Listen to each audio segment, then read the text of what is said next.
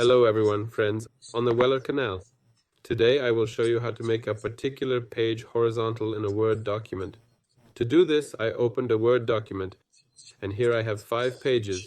In short, what to do. Click on the Layout button. Here and here where the page setup is, we see that we have such a small button.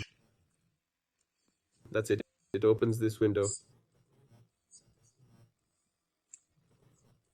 And here we select the horizontal position and choose here at the bottom, not for the entire document, but for the selected text or for this point. That is, I did not highlight the point. Yes, I highlight a point. Let's say this one, yes. And here I go into, respectively, this topic that I have just visited.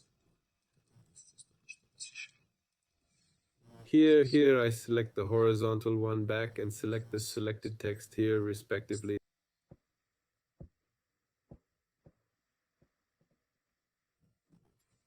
That's it, and click OK. And so accordingly, the selected text, the selected page will be horizontal. That's all. Weller was with you. Goodbye, everyone.